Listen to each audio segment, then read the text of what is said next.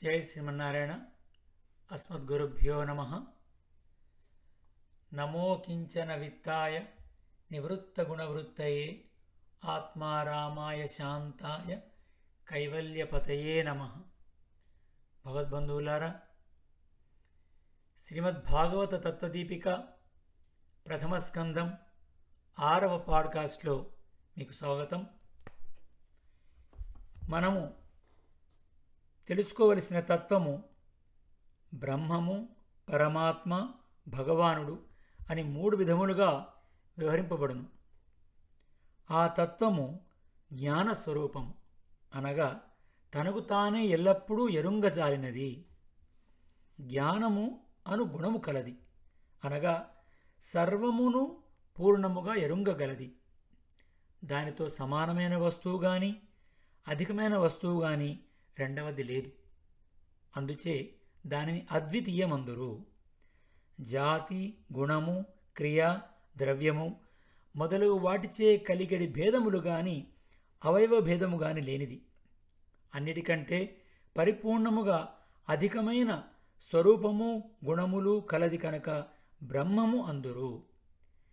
జ్ఞాన సంకోచము కలిగి ఉన్న జీవులకు వికాసమును కలిగించున్నది కనుక బ్రహ్మము అనబడును. బృహతి ఇతి బ్రహ్మ, బృంహయతి ఇతి బ్రహ్మ అని బ్రహ్మశబ్దమునకు 2 వ్యుత్పత్తులు. స్వరూపముచే, గుణములచే అన్నిటికంటే అతిశయించినది బ్రహ్మము. జ్ఞాన సంకోచము కలవానికి వికాసమును కలిగించినది కనుక బ్రహ్మము.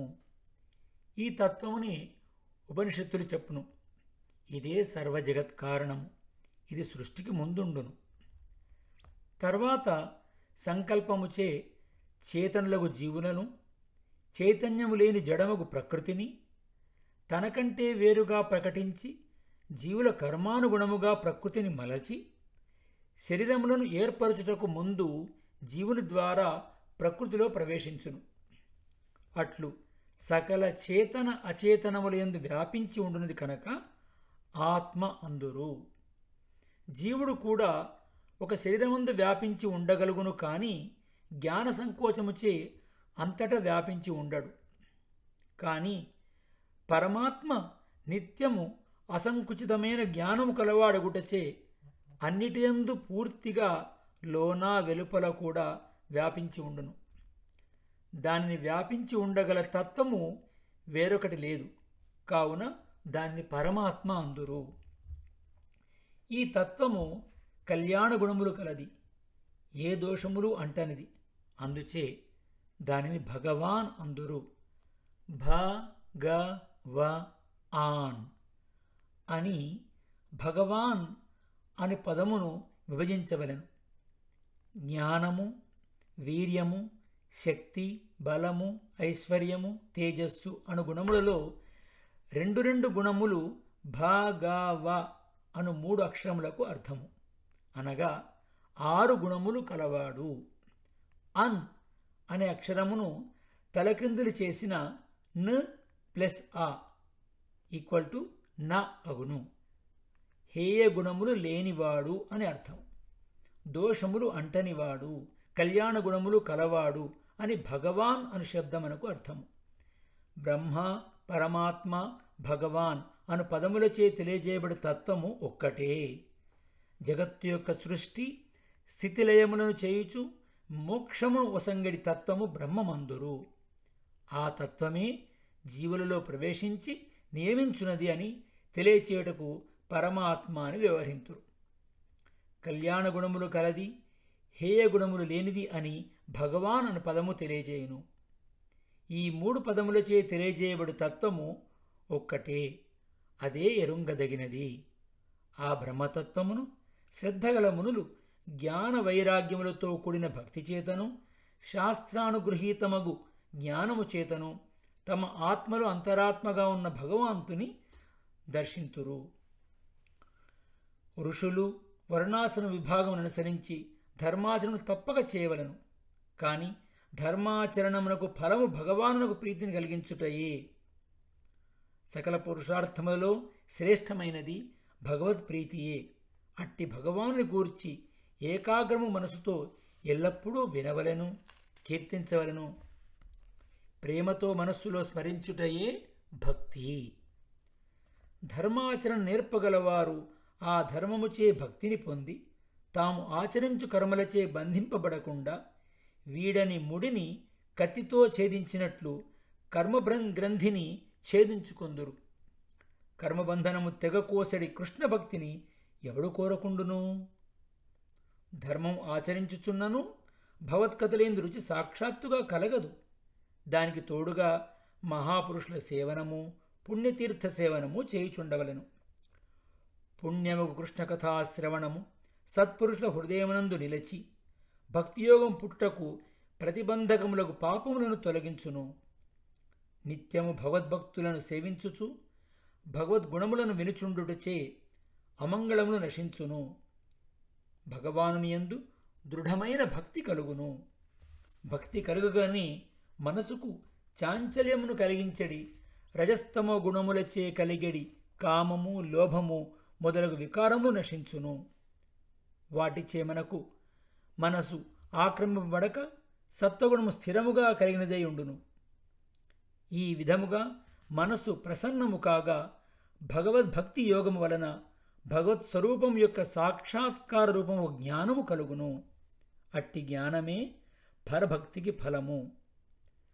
తనలో సర్వనియామకుడగు భగవానుడు మానసికంగా దర్శింపబడుచుండును. అప్పుడు భగవత్ప్రాప్తికి ప్రతిబంధకములకు పూర్వాగములు, ఉత్తరాగములు అనగా అంతకుముందు నిలిచి ఉన్న సంచిత పాపములు, ముందు అనుభవింపదగినవేయుండు ఆగామి పాపములు నశించును. పాపములు నశించుటచే భగవత్ స్వరూప రూప గుణములయందు కలిగడి అన్యథా జ్ఞానము, విపరీత జ్ఞానము, అజ్ఞానము అనువానిచే కలిగడి సంశయములు దూరమగును. అట్టి సంశయములు ఉన్నంత వరకు హృదయమును పట్టి వదలకుండా పీఠముడివలే పెనవేసుకుని ఉన్న అహంకార మమకారములు వదిలిపోవును. అందుచే నిరతిశమైన శ్రేయస్సును పొందడి సాధనమును ఎరింగినవారు ఆత్మనైర్మల్యమును కలిగించు వాసుదేవుని యందు భక్తిని అలవరుచుకొందురు. ప్రకృతికి సత్వము, రజస్సు, తమస్సు అనేది 3 గుణములు సహజముగా నుండును.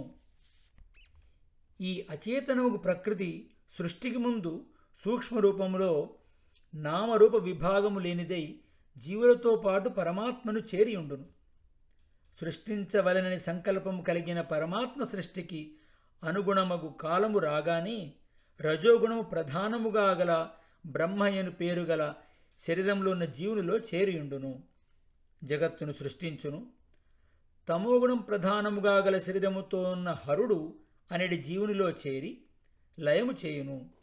వారి మధ్యలో పరమపురుషుడు నారాయణుడే స్వయముగా జగత్తు యొక్క రక్షణకై విష్ణువు అని పేరుతో ఉండును.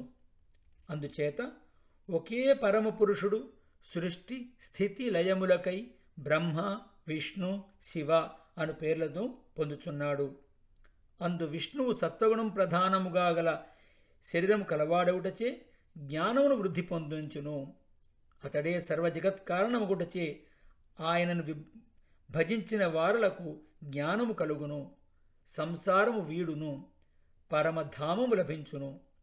3 గుణములు ప్రకృతికి చెందినవే అయినను సత్వగుణం ప్రధానముగా గల మూర్తిని ధ్యానించుట చేతనే జ్ఞానము, మోక్షము లభించును. కాష్ఠములు పృథివీ పరిణామములు. కాష్ఠము నుండియే అగ్నికి ముందు పొగ ఉత్పన్నమగును. తర్వాత అగ్ని బయలుపడును. ధూమము ప్రకాశింపదు, ప్రకాశింపచేయదు. అగ్ని తాను ప్రకాశించును, ఇతరములను ప్రకాశింపజేయును. అది వేదస్వరూపమగుటచే స్వర్గమును ప్రసాదించును. అందుచేత తమోగుణం ప్రధానముగా గల శరీరము కంటే, రజోగుణం ప్రధానముగా గల శరీరము కంటే ప్రత్యేకమైన సత్వగుణమే ప్రధానముగా గల శ్రీ మహావిష్ణు స్వరూపమే మోక్షప్రదము. అందుచేతనే పూర్వకాలంలో మునులు రజస్తమో గుణముల సంబంధము లేని సత్వగుణమే ప్రధానముగా గల శరీరము గల భగవానుడగు అధోక్షజుని ఉపాసించిరి. ఎవరు అట్టి ఉపాసన చేయుదురో వారే శ్రేయస్సును అందగల వారగుదురు. మోక్షమందు ఇచ్చగలవారు సత్వగుణ ప్రధానులై అసూయలేని వారై ఘోర రూపములు గల భూతపతులకు రుద్రాదులను, తమ ప్రధానులను విడిచి శుద్ధసత్వమును ప్రవర్తింపజేయు నారాయణ రూపములనే భజించుచుందురు. తర్వాత భాగం మరో ఎపిసోడ్లో తెలుసుకుందాం. అస్మద్గురుభ్యో నమః.